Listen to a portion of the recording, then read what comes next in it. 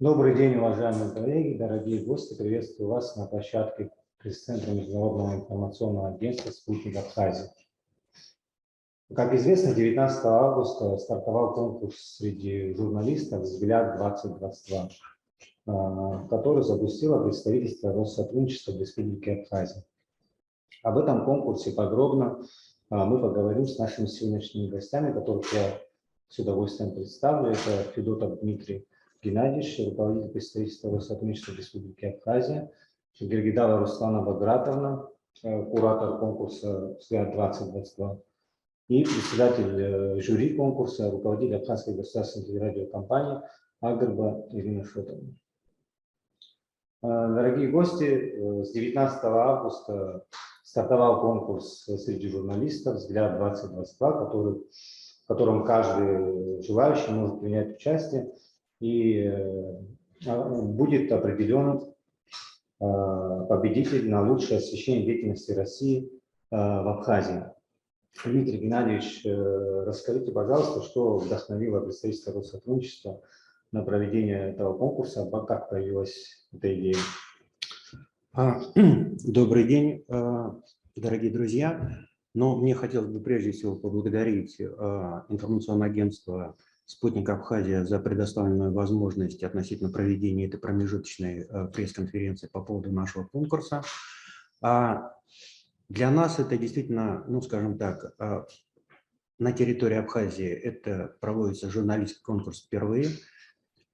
И в данной ситуации для нас, ну скажем так, очень важно и очень приятно, что многие информационные агентства, такие как и государственный телерадиоканал АГТРК и телеканал Абаза ТВ, информационное агентство, собственно, «Спутник Абхазия» и Абсны Пресс, согласились быть нашими информационными партнерами в этом, ну скажем так, в этом конкурсе. Для нас это действительно очень важно, потому что мы бы хотели бы, чтобы результаты этого конкурса и результаты, как бы, собственно, так сказать, чтобы работы, которые были представлены на этот конкурс, были бы оценены наиболее объективно. Собственно, почему мы решили проводить этот конкурс? Этот конкурс мы решили проводить по причине того, что, ну, скажем так, жизнь достаточно коротка, и в этой ситуации хотелось бы, чтобы, ну, в истории что-то осталось. Для того, чтобы в истории что-то осталось, но я думаю, что, наверное, сильнее слова ничего нет. Все-таки не зря же говорят по поводу того, что написано пером, то не вырубишь топором. С одной стороны, вроде бы как бы избитая фраза, но с другой стороны, ты реально понимаешь, что это действительно очень важно, и действительно после того, когда, так сказать, мы с вами будем, может быть, заниматься другими делами, по крайней мере, и потомки смогут это прочитать и смогут, ну, может быть, это с каким-то преувеличением, но я думаю, что это действительно своего рода история. Кто-то создает историю, кто-то эту историю отражает. И в этой ситуации такие конкурсы, они отражают историю.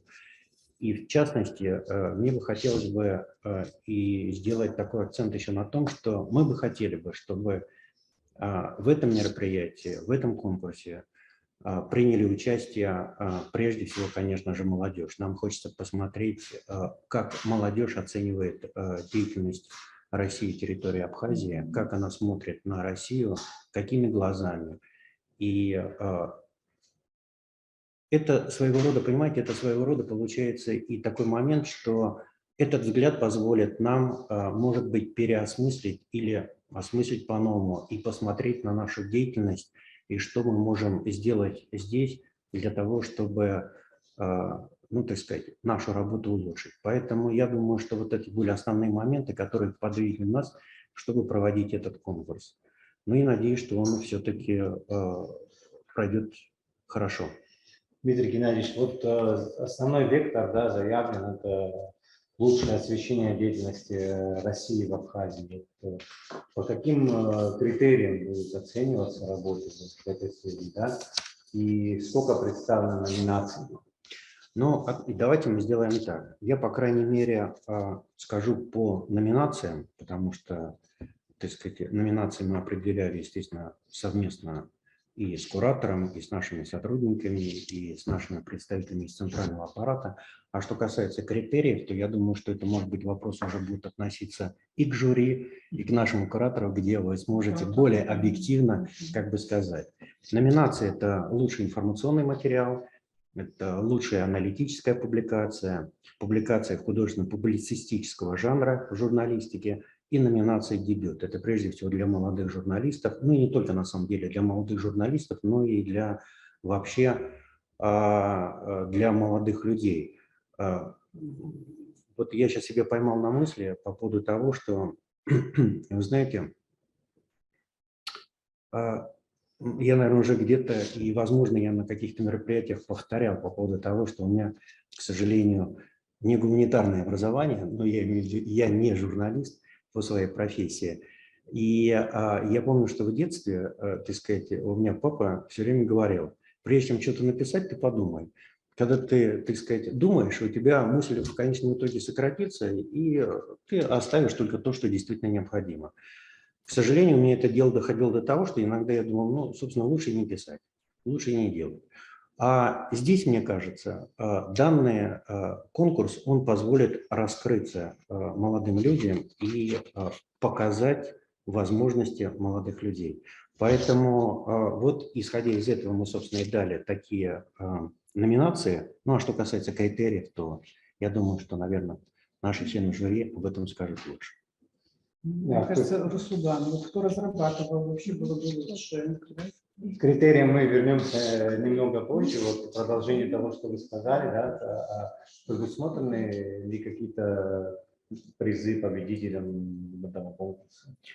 Но относительно призов и относительно, ну, так сказать, что получат участники или призеры данного конкурса, я могу сказать только лишь одно, о том, что, конечно же, мы для себя определили ряд призов, которые мы можем выделить здесь в рамках нашего представительства для тех, кто, ну, станет призером этого конкурса. Но помимо этого, я думаю, самое важное то, что те участники, которые не только призеры, но и вообще участники, которые будут участвовать в этом конкурсе, они попадут в наше поле зрения, и это позволит нам, по крайней мере, более объективно отбирать и журналистов, и молодых людей, которые участвуют в этом конкурсе, в различного рода наших мероприятиях. Как вы знаете, у нас есть программа «Новое поколение», в рамках которой мы отправляем молодых людей на различного рода стажировки и различного рода мероприятия в Россию.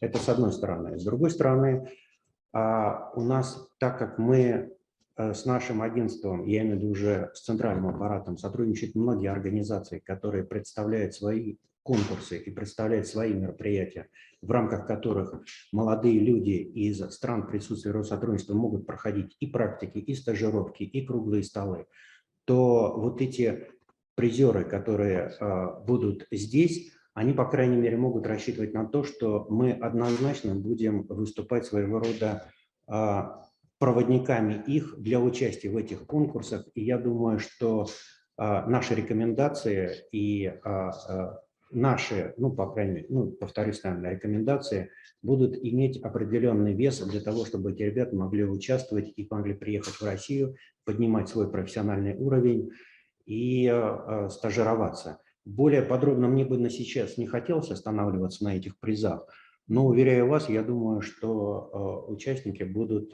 не разочарованы. Насколько нам известно, очень авторитетное жюри у этого конкурса, которое включает в себя известных кавказских журналистов, руководителей СМИ. Руслана Багратовна, если можно, вы могли бы подробнее рассказать о составе комиссии? Да. Действительно, конкурс у нас приковывает внимание журналистского сообщества, наверное, по той простой причине, что представлено достаточно сильное жюри, и это, наверное, большой успех уже конкурса. Председателем жюри является кандидат исторических наук, очень большой весомый человек в журналистском сообществе Республики Абхазия и далеко за пределами Абхазии, это не для красивого слова, Ирина Шотовна-Агарова, которая является у нас и председателем жюри в том числе. Вот, и да, то есть это вот, ну, действительно очень-очень большой вклад, на мой взгляд. Также у нас в жюри представлен Руслан Геннадьевич Ганба, руководитель информационного агентства «Спутник Абхазия», Заира Цвижба, который является секретарем Союза журналистов Абхазии, и Гурам Ампап Артемович, заведующий кафедрой журналистики Абхазского государственного университета, который является очень важным оплотом студентов нашего вуза, который вдохновляет студентов вуза для журналистской деятельности. И мы безумно рады, что Гурам Артемович согласился и стал частью жюри конкурса «Взгляд». Ну и, конечно же, Манана Михайловна Гургулия, которая является генеральным директором информационного агентства «Апсне Пресс», достаточно мобильная, всегда активно сотрудничает с представительством и способствует информационному освещению нашего конкурса в том числе и проявляет очень большую поддержку конкурса в том числе. Так что жюри у нас представлено действительно из очень влиятельных представителей журналистского сообщества, которые с большим трудом зарабатывали свое имя. И я считаю, что это очень большая победа уже нашего конкурса. Скажите, пожалуйста, вот Дмитрий Геннадьевич отметил, что молодежь может участвовать в этом конкурсе и не обязательно работать по специальности журналиста, то есть любой желающий, кто хочет попробовать, так сказать, да, писать, он может свободно принимать участие в этом конкурсе. Как и где можно принять участие, куда отправлять работы и какие сроки, то есть могут ли это быть работы, которые уже были изданы в этом году, или только вот на период проведения конкурса? Способы отправки работы действительно очень простые. На официальных страницах представительства Россотрудничества в Республике Абхазия, в шапке профиля, да, если скажем проще, указана ссылка. И кликом, переходя по ссылке, любой желающий может зарегистрироваться, то есть заполнить форму, и к форме уже прикреплено наше положение. То есть действительно условия подачи работ очень простые. То есть все находится на наших информационных страничках в центральной шапке профиля. Что касается правил именно участия в конкурсе, то действительно мы также принимаем работы, которые были опубликованы в течение 2022 года, но которые, к примеру, стали нечитабельны на каком-то информационном портале. А автор хочет, чтобы его работу услышали, увидели за пределами Республики Абхазия, поэтому конкурс «Взгляд» дает такую возможность.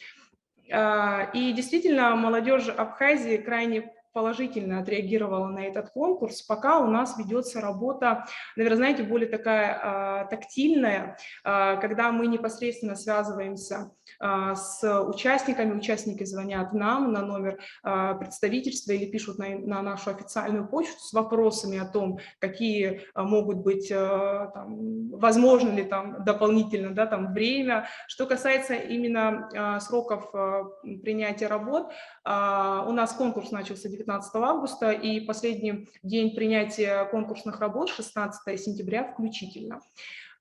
И поэтому все районы Абхазии, я могу сказать это смело, потому что я курирую этот конкурс, Гальский район, Кварчежский район, Гаградский район, они звонят, они спрашивают, они говорят, что они будут участвовать, и я это могу сказать точно, потому что я с ними непосредственно сама разговариваю. Гальский район, Кварчевский, Гаградский – это уже показатель того, насколько благодаря нашим информационным партнерам информация уже дошла до молодежи, которая уже проявила большой интерес к участию в этом конкурсе. Спасибо, Ирина Шотовна. Если можно, вот к вам вопрос. Как мы видим, да, со слова Руслана, что фактически многие руководители крупных информационных ресурсов, они являются членами жюри. Как вы считаете, учитывая, что в Абхазии, получается, вот все эти же журналисты, они же и будут принимать участие в этом конкурсе, как, на ваш взгляд, обеспечить объективность при выборе среди участников? Ну, спасибо большое, во-первых, за предложение партнерства в этом конкурсе. И для меня, честно говоря, это было абсолютно неожиданно. Вообще определенный опыт оценивания молодых людей, но в другой сфере у меня, конечно, есть. Это абитуриенты и студенты, да. А что касается такого конкурса, и впервые, в принципе, я ощущаю на себе такую большую ответственность. Это очень серьезно. Что касается вашего вопроса, несмотря на то, что мы работаем как бы на основном главном поле информационного такого, да, вот освещения, в частности, темы, которая вот является темой данного проекта, из того, что я слышу вот от организаторов, может случиться такое, что не наши журналисты, которые ежедневно освещают события, связанные прежде всего с сотрудничеством наших стран, и очень много наши журналисты работают в сфере освещения, прежде всего инвестиционные программы, больше как-то ориентированы на экономику и так далее. Несмотря на это, похоже, что случится такое, что интересные работы как раз-таки могут прийти оттуда, откуда мы не ждем. Вот я имею в виду и ГАЛ, и Хорчал, и, кстати говоря, это будет, может быть, фишкой этого конкурса. Это во-первых. Во-вторых, что мы можем еще сделать до того, как этот проект, который открылся, вернее конкурс, он закроется достаточно быстро. С моей точки зрения, сроки, которые обозначены, они очень сжатые, и, честно говоря, вот как-то быстро сориентироваться будет очень тяжело даже вот таким СМИ, как ну, мы, скажем, наш канал, СМИ-пресс, Абаза и так далее, потому что мы вроде бы все время работаем в этом ключе, но именно сконцентрированно работать по данной вот такой теме, но такая задача как бы она не стояла. Это одно из направлений нашей работы, но вы понимаете, что журналисты-профессионалы понимают, насколько это серьезно. И любую работу, вот скажем, ну, в жанре новостей, когда готовятся небольшие сюжеты, таких сюжетов, которые касаются как раз-таки вот темы вовлеченности Российской Федерации вот, в Абхазию, может немножко напугать журналистов, потому что все-таки требования к себе, они, возможно, несколько завышенные. И поэтому я вот не знаю, из-за того, что сроки небольшие, и они нас ограничивают, возможно, это больше будет похоже на хороший старт, чем, может быть, на какой-то такой завершенный быстро проект, который даст нам большой такой урожай журналистских работ. Не все, вот, кто мог бы, могут сейчас оказаться не вовлеченными в этот конкурс. Конечно, мы постараемся принять участие в информировании, значит, журналистского сообщества и вообще молодежи, которая любит писать, и не обязательно, чтобы они были журналистами, иногда блогеры, не имеющие отношения к профессиональной журналистике, делают более качественные, более интересные работы и привлекают внимание многих читателей, зрителей и так далее, чем профессиональные журналисты. Да, мы, конечно, постараемся, но что вот все же, ну, мне кажется, по времени есть проблемы. То есть сейчас многие журналисты, как только услышали об этом конкурсе, они начали рыться в своей корзине, искать, что у них интересного есть, емкого, да, емкого. Да, где есть какая-то глубина там, и так далее, и так далее. А за короткое время подготовить что-то очень достойное и серьезное тоже непросто. Но тем не менее, я все-таки надеюсь, что мы получим интересные журналистские материалы. Отбирать, насколько я понимаю, эти материалы будет не жюри, а будете вы, уважаемые Россотрудничество, да. Кстати, очень хорошо, что вы уже разработали положение, которым мы можем руководствоваться. В этом положении имеются различные пункты, критерии оценивания. Это тоже для нас очень хорошая инструкция для того, чтобы Мы, то есть члены жюри, вели себя правильно и справедливо. И в целом, что касается вот проектов, хочу сказать, я думала над этим много вот эти дни. Мне кажется, что будет важно, помимо многих каких-то последствий положительных, то, что это может стать импульсом не только для тех, кто любит конкурсы, хотят себя испытать, может быть, для нашей научной журналистики. У нас в Абхазии есть научная журналистика, но она, не сказала бы, что представлена многими учеными и так далее, но есть научная журналистика, но, к великому сожалению, насколько я понимаю, по заданной теме Российской Федерации в Абхазии, ее вовлеченности и так далее, аналитических работ практически нет, научных разработок вообще нет. И может случиться так, что вот молодые люди, которые ориентируются все-таки заниматься наукой по журналистике, поступать в аспирантуру и так далее, возможно, для кого-то это даже станет темой для диссертации. В смысле научных разработок конкурс этот является тоже очень интересным. Что я не сказала и должна сказать? Ирина, что-то еще вот есть такая особенность этого конкурса, насколько мы понимаем, что конкурсные работы будут также приниматься и на абхазском языке.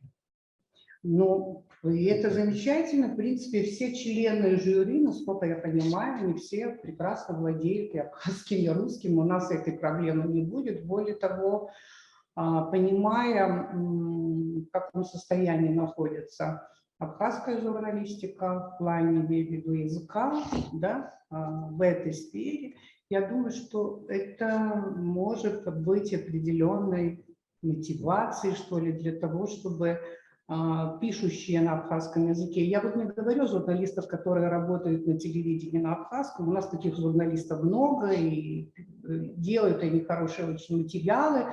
Я говорю о пишущих, Вот.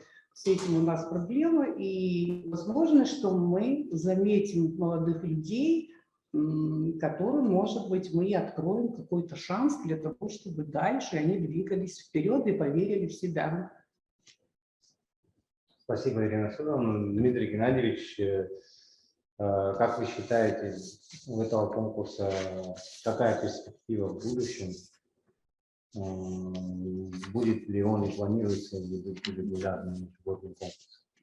Вы знаете, я вот сейчас, когда слушал, Ирину Шотовну, и мне кажется, что Ирина Шотовна сейчас как раз-таки уже и предвосхитила этот вопрос, когда она сказала, что данный проект является своего рода стартом.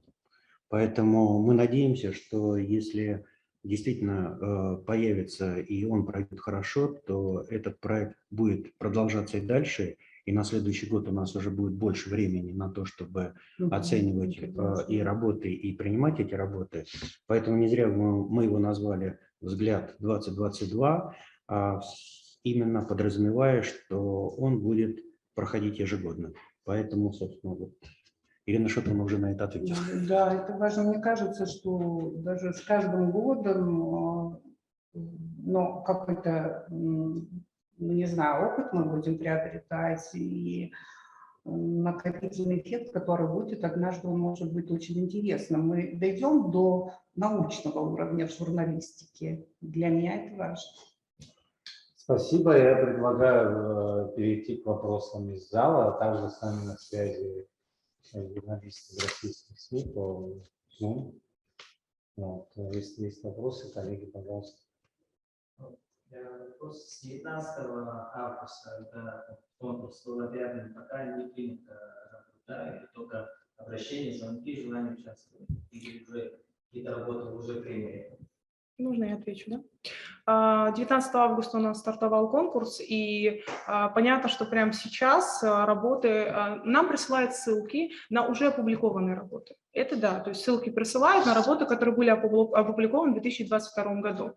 Но с большинством желающих участвовать в конкурсе мы пока ведем такую беседу, больше, наверное, связанную с организационными вопросами, давая им какую-то информацию касаемо там, образовательной части деятельности России. Да? То есть раз они задают какие-то дополнительные вопросы по культурным проектам, которые были осуществлены там, на территории той же нашей республики Абхазия. Но ссылки мы уже получили. Ссылки именно на работы опубликованные, но большинство авторов просят их пока не показывать, так как они их будут дорабатывать. У них есть время до 16 сентября включительно. Вот, но если будет и работа такая прям сверхинтересная, ну, мы еще 2 дня подождем, и 18 сентября тоже можем принять.